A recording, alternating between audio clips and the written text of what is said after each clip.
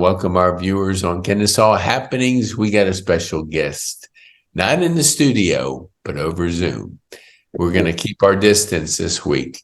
So I'm going to let Carlos talk a lot so I don't cough in your face. So anyway, Carlos, welcome to the show. Please give us your name, your business, and who you serve, and then we'll start from there. All right. Well, Pete, my name is Carlos Smith. The business that I am in is marketing, and I serve moving companies that want to scale and grow. Awesome. We've probably this is going to go out to your buddy Alan. I bet you we have 10 to 12 moving companies that are moving into this building at any given time. Everybody gets their own. No, but it's a mess because they don't know the building. They don't know the different nuances about this.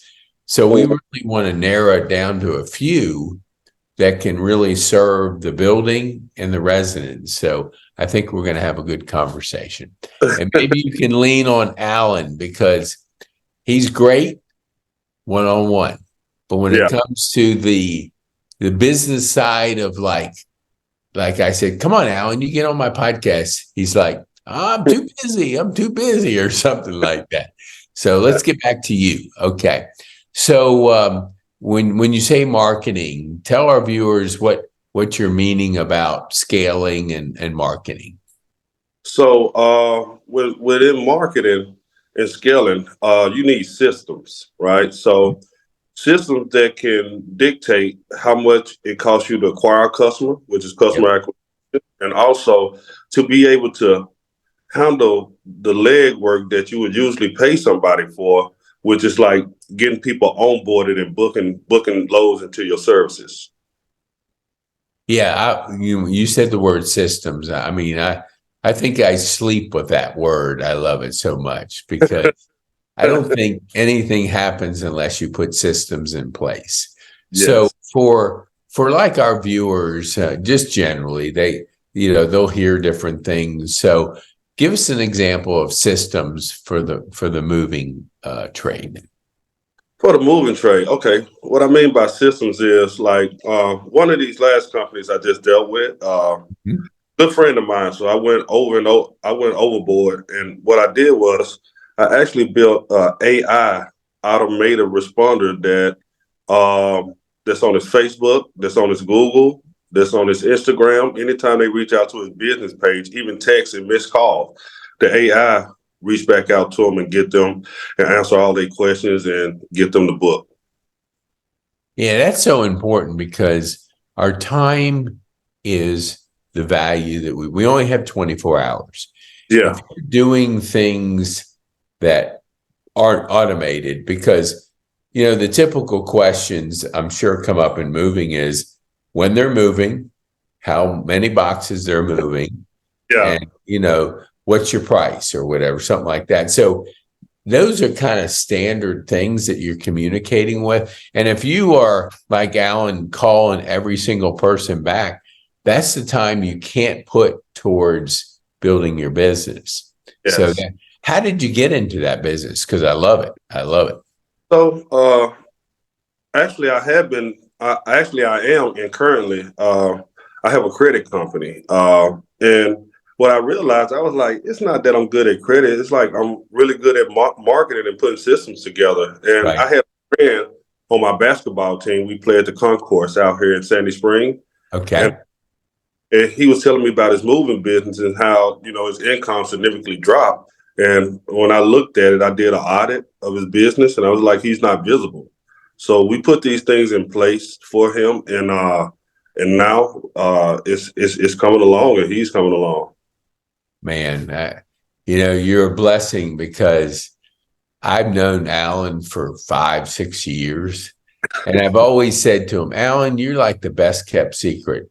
There isn't a person out there that doesn't dislike you. I mean, it's like you hang around with him. He moved me in, and it was kind of hard for the people here to get me in. We spent 3 hours in the lobby having an absolute blast, just talking, cutting up. and all Yeah. this other stuff. And that's Alan, you just having Mm, fun, yeah. So if you can I said that like you're the, because he's a granddad. So I said, you're the godfather of concierge moving because not godfather, grandfather, because everybody loves a grandfather, a grandpa, it's like, hey, grandpa, and Yeah. Alan's that kind of guy, like you want him to be invited to your party because Yeah. you won't have a boring moment because Yeah. he's going to be cracking up and having a good time. Yeah, Yeah. so that's good. I'm glad that you guys were able to cross paths playing basketball because I would tell him all the time and it would go in one ear and out the other. So obviously you got his attention and I'm going to say congratulations Yeah. because Thank you. that wasn't easy over 5 years. He's done a bunch of my moves for my daughters and, Yeah. just so what do you like to do when you're not brainstorming and putting the systems together? What do you enjoy doing for pleasure? Is it basketball or something else? I like doing basketball. I love fishing. Haven't had enough time for fishing lately, but Okay. basketball is the main thing I do. I do it like twice a week now, and Yep. have a blast doing it, fellowshipping with the guys. Yeah. So is it like, and I'm not going to guess at your age, but is there like an adult league that they have over there that you're not Yeah. playing with 18-year-olds, are you? Nah, I'm not. I'm not gonna try that one, but Yeah, good. I was going to say they're quicker, they're in better shape, they're yeah. faster. I mean, they're going to yeah, I had a guy, he played for North Carolina, Keith Valentine. This goes way back. And Mhm. I'm, obviously not I like golf, but I played a little basketball. And I remember when I was inbounding a ball and I threw it way to the left. And it was Mhm. like he moved so quick, he stole that ball. It was like, holy mackerel, that's quickness, Yeah. and then couldn't guard him. No way. I mean, he would leave it right there. I mean, he put the moves on. So yeah, that's I'm glad to see you're playing with Alan and some of the people in that age bracket. That's Yeah. probably better. Yeah. They So have a. fishing, where do you like to fish? Is there some spots around that you enjoy throwing a rod in? Well, the last few times I went down to Lake Lanier and Okay. and fished down there. Had a really good time. I took my daughter with me, and she caught some fish and she enjoyed it. Yeah. Yeah, so it was really cool. Now, did she take it off the hook? No, she did not. Okay, so she let dad do that. Yeah. Yeah, she I left that. remember that slimy little thing the first time I went Yeah, fishing. It was like, all right, you take it off. It's like, I mean, of course, it's not going to bite you or anything, but you just, the first couple times, it's not like grabbing something that's not slimy and yeah, moving around and stuff like that. yeah. So how do you and Alan, like, did you first meet each other playing basketball? No, I met Alan a while ago. We just speak in passing because we live around about in the same area, Yeah. and he goes up to one of my friend restaurants all the time, and we just sat down and started talking one day, and I told him Mhm. what I just did, and he was interested in it. Yeah. Yeah, Oh, that's awesome. So what's some of your favorite restaurants that you like to go to? we go to Social Cafe. It's a nice restaurant. They really got some really good lamb chops, breakfast food, and stuff like that. Yeah, Yeah. Is that yeah. in Roswell? No, that is in on Veterans Memorial, Mapleton. Okay, gotcha. Yeah, I had that area years ago. I was in food service, and so Hmm. Mapleton and Austell and all those restaurants. There was a restaurant, and he was Johnny. He was from Jamaica. He made the best food. Oh my gosh! You talk about tilapia that was just seasoned just perfect, and yeah, he's since retired. So, but yeah, love to eat. That's good. So tell us, like, let's get more into like you were in the credit business. Are you still in the credit business? Yeah, yeah, I am. But I kind of tailor it towards people who have really big dreams now, and Hmm. I only take like private clients. Yeah, Okay. Yeah. So what does that look like? Is that people that need to expand their credit, or Yeah. what does that look like? Mostly people who looking for capital, mostly business owners who looking Okay. for stuff like that. Yeah. I kind of, give them the right guidance to be able to go and get it. Yes. Yeah. Well, I tell you, I always like to tell our viewers, we're going to put some links in the show notes. So, they'll be able to get to some of the resources that, they can get to very quickly. Okay. So, I always like to, how long have you been in Atlanta? Like, is this home, or you've been here just a few years? I moved here in 2017, April 20th. I Okay. remember. And I've been here since then, and Atlanta's really been good to me. When I first moved here, I moved out to Conyers. I didn't want to move in the city too fast. Yeah. So it coming from a small town like Memphis. And Yeah. and after that, I moved to Sandy Springs, and I came on out to Mapleton. Awesome. So you Yeah. mentioned small town. I'm from Asheville, so Okay. What small town did you move from? Memphis, Tennessee. Oh yeah, yes. Oh my gosh. Let me think of the place. They have a rib place there. Rendezvous, I think. Yeah, really good barbecue. Dry ribs, Yeah, real dry ribs. Oh yeah, yeah, when I went there the first time, I was always used to, more wet, but it was yeah. like that dry seasoning. It just fall off the bone. Oh my gosh, Yeah, that was it's so good. very different. It's very different. Yeah, it is. It's a different for your palate. It's just a Yeah, different experience. But there's so many different ways to make ribs. But yeah, when you have the dry ones for the first time, it's like, man, this is good. yeah.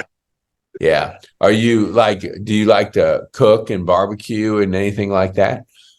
Yes. Matter of fact, before I got into all this, I had a lot of people wanting to invest in me in barbecuing. you know, Really? barbecue spot. Yeah, I can really throw down on the grill. It's a Memphis thing. Yes. Yeah, it's Yeah. a Memphis. I think, it seems like, and I don't know because I'm not from there, but I used to travel there, and my friends would go, you got to go to Rendezvous. And so I did. And of course, that Mhm. became a regular spot.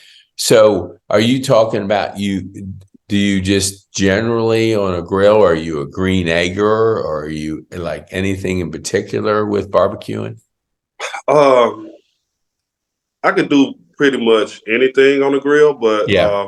what I love is like when I cook for the family reunion and we smoke the shoulders, the beef and the pork briskets. Hmm. Doing that kind of in the ribs and grilling like that. Yeah, smoking the ribs and stuff like that. Yeah. Ooh, man, you're making me hungry talking about that. So what's your secret? Give our viewers a couple tips on being able to manhandle a grill and take command. What would they need to know? Temperature, timing, and airflow. Control the heat. Oh, yeah. Control, yeah. Okay. That makes sense. Low temperature, is that Yeah. accurate? Yeah, Yeah. because when somebody first told me that, I was going like, yeah.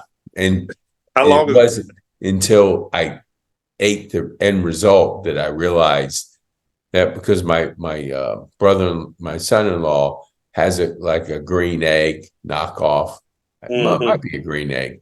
And so that slow process overnight, and man, it's just, I mean, to taste it, I'm not a steak eater, I'm a barbecue eater. And Yeah.